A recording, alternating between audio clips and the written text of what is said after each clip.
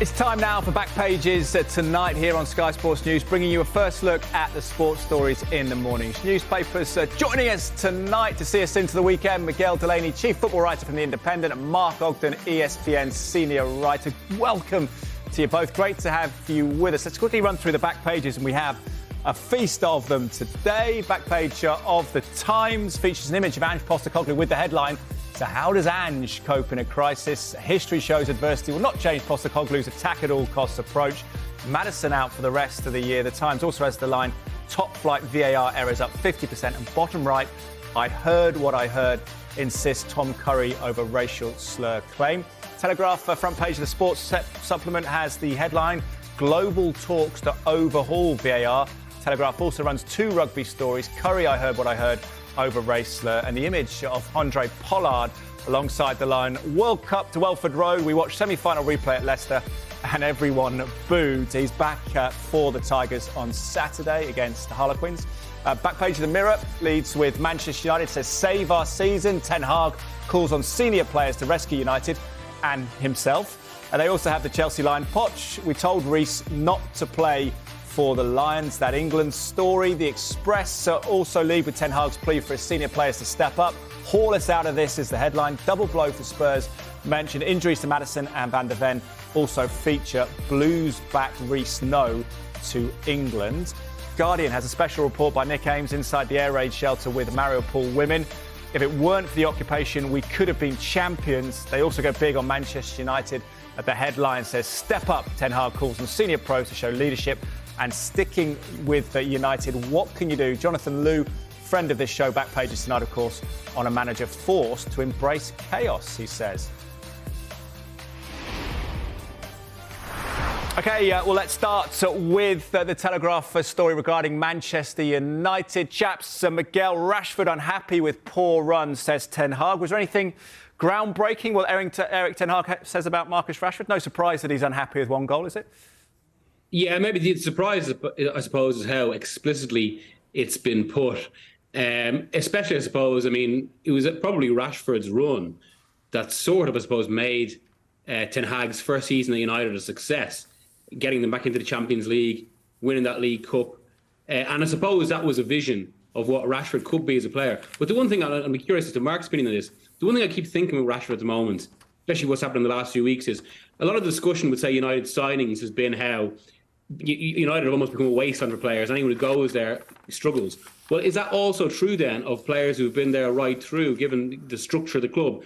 What sort of player, what sort of form would Rashford be on or look like if, say, he was at City, where everything's been so stable for the last 8 years? Not that I'm advocating a move from to Manchester City, but more so, he's also been in a Manchester United situation that's possibly inhibited his true potential.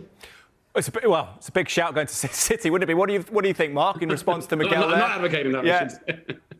No, listen, it's a fair point. I have thought it myself in the past that if Rashford had spent 2 or 3 years under Pep Guardiola, how his game would have gone leaps and bounds, and how much more game intelligence he would have had. You look at Man City's attackers, and they always seem to know when to pick a pass, when to shoot, when to run. And Rashford, it looks like at times he hasn't been coached, and that was one of the problems under the Ole Gunnar Solskjaer regime, where I think Rashford stood still for 3 years.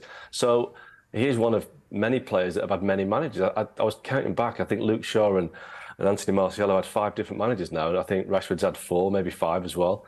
And they're going from one pillar to post, really, in terms of coaching, in terms of method. And I think Rashford's career has suffered for it. I think he's 26 now. He's not a kid anymore. And the fact that he's got 1 goal and 1 assist all season shows you that he's not having a good year all round. And I think, he got a big new contract in the summer, 5-year deal, and he's supposed to be the superstar at Man United, but he's not playing like it. And Erik Ten Hag, for me, I know we're going to talk about this in a minute when he talks about senior players delivering. Erik Ten Hag has got a bit of a habit now of digging out his senior players as well and saying, I want more from this, I want more from that. He's not giving them a lot of arm around the shoulder. And a lot of fans will say, well, they don't deserve it, they should be given more discipline, etc. But footballers nowadays need to be treated with kid gloves. And he's not doing that. And I think the results are part of the reason why. Mark, we'll get to the leadership quotes from Ten Hag in just a second, but on Rashford quickly, I suppose people from another generation might think we get too carried away with stats, but his stats look good when they flick up on Sky Sports News and the sidebars in terms of the shots he's having. He's always in the top 3 in the Premier League and touches in the opposition's box. Could it come good soon? Is he about to realise his potential, if you like? Yeah, but the stats that matter are the goal stats, aren't they? He's got one goal. And I think he does have a lot of shots, but he has a lot of shots when he should be passing to Rasmus Højlund. So those stats can tell you a lot of things. But the reality is when you watch him play on the pitch, he's not performing, he's not delivering. And he's definitely way below expectations. And the way he's playing right now isn't helping the team. So it's not good all round for Rashford. The stats mean nothing when you look at his actual output in terms of goals and assists. OK, we'll move on from Marcus Rashford, see if he comes good this weekend against Luton. Miguel, let's go to the Guardian Sports Supplement front page. A lot of these comments, of course, featuring in the papers as we saw in the run-through. Ten Hag calls on senior pros to show leadership. How interesting, particular, Miguel, that he cites Harry Maguire in this, a player that he wanted to move on in the summer, apparently, and also wasn't playing him until very recently.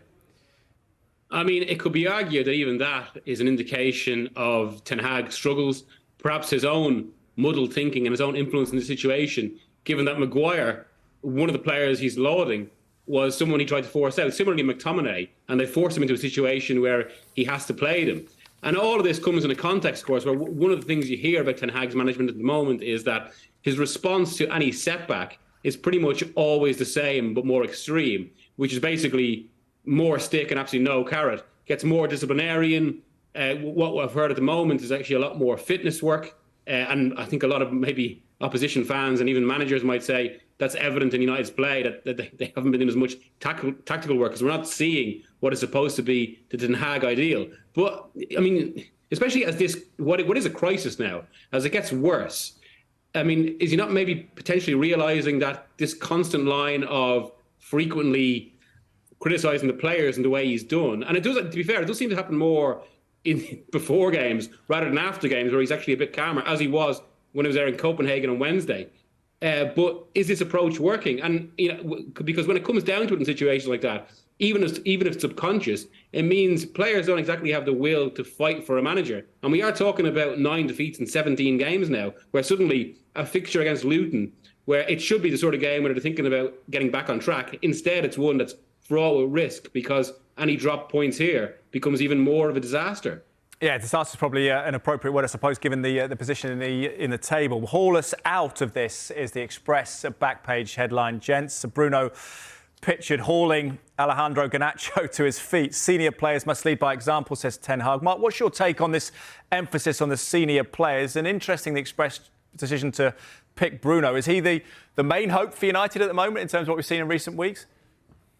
Yeah, I mean, the thing with Bruno is a lot of people think he's not the right captain for Man United. I know that Roy Keane said the same thing recently, but if you take the captaincy off Bruno Fernandes, who would you give it to? Because they're a team that hasn't got a lot of captaincy material, and that is part of Ten Hag's problem. He's calling for the senior players to help him out of a hole. But you look around the squad, the senior players aren't performing, and they're not the strongest characters that you would want in that dressing room. And a lot of the players that he's not even picking, Rafael Varane, you'd think is a strong character, having won Champions League at Real Madrid. Amrabat, a leader with Morocco, he's in and out of the side. So, and to Miguel's point about the fact that he's a lot of stick and not a lot of carrot, for me, Ten Hag is too hard on the players before the game, and he's too soft afterwards when they've lost. If he reversed it around a little bit and praised them before the game and tried to build them up, and then afterwards, if they haven't performed, say it.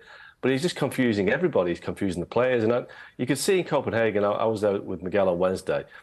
For the first time, it looked like the players were looking across to Ten Hag and thinking, "What do you want us to do? What do you want us to do, and how do you want us to do it?" Because they actually won that game twice and still lost it. And that has to be down to the manager. He's the guy who picks the players, does the tactics, introduces the substitutes at the right time. And every time he's getting it wrong. So they can talk about the Glazers, and I agree the Glazers are the number one fault at Man United. And the fans are focusing on the Glazers right now. And a lot of fans are focusing on the players because they feel that so many of the players that have been there a long time are not performing, and they're seeing off managers year after year after year. But Ten Hag has to get some criticism because he's a Man United manager with 9 defeats in 17 games. It's not acceptable for Man United. It's not acceptable for most Premier League teams, but it's Man United, the most successful Premier League team in the history of the Premier League. He has to do better, and I think at some point the scrutiny is going to get more intense, especially if they don't beat Luton tomorrow. Yeah, and that protest pre-match, as you say, ahead of the Luton game by the 1958 group against the Glazers in particular. Back page of the Mirror, Miguel. We'll round up our Manchester United chat here. Save our season.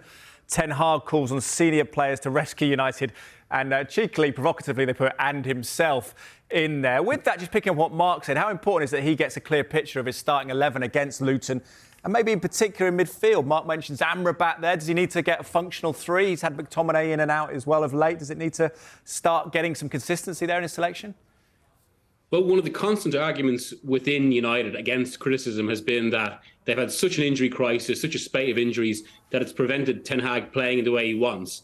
And while I think that was fair at the start, I think it has less credence the longer they go on, and we're not seeing anything close to what you would think is his ideal. It does ask questions about the structure of play. I mean, again, I suppose to compare it to City, given they played them a few weeks ago. In Pep Guardiola's first season, after that initial winning run when they did encounter problems, he persisted with the same structure to get through it. Ten Hag hasn't done that. But the other side to all this as well, and I suppose it comes down to what United have been for the last decade, what they are as a club, and also then on top of it, what Ten Hag is saying is that one of the really noticeable things about Wednesday night was this is a team that now looks like it's potentially afflicted by terror, in the sense that this almost knowledge that if one thing goes wrong, everything can go wrong, and then they're going to be another cycle of immense pressure, immense criticism, a lot of it coming from us, to be fair. But it's about what the club is, and that they should be doing much better. I mean, really, as much as Copenhagen overperformed, we're talking about a club with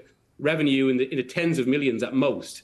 United have a revenue of over 500 million. It shouldn't be a contest.